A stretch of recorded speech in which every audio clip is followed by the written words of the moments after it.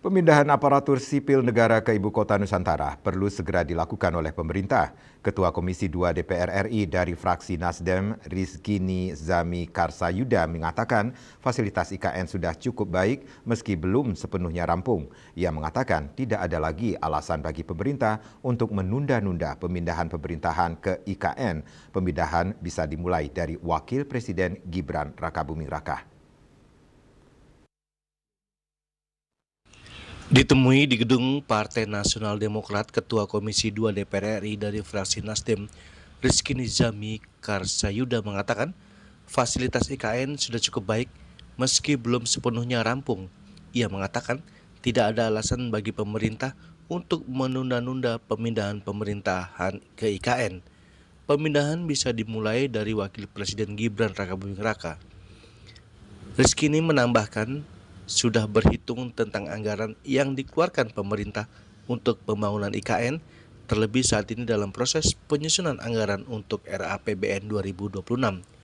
Seluruh kementerian dan lembaga telah mengusulkan penambahan anggaran hingga mencapai 980 triliun rupiah yang dibahas bersama-sama DPR beberapa hari belakangan ini.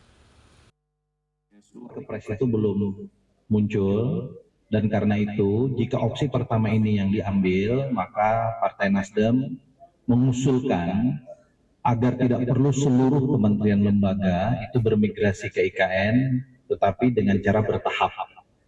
Cara bertahapnya adalah dengan menugaskan Wakil Presiden Republik Indonesia beserta sejumlah kementerian lembaga yang dianggap urgent untuk bisa berkantor dan melakukan operasionalisasi pemerintahan di Ibu Kota Nusantara.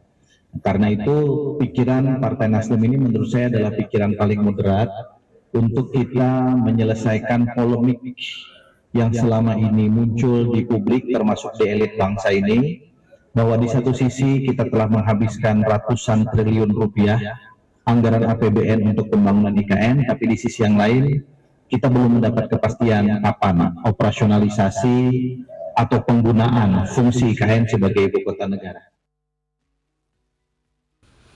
Nasdem mendorong agar pemindahan dimulai dari Wakil Presiden dan beberapa kementerian prioritas supaya ada aktivitas pemerintahan di IKN.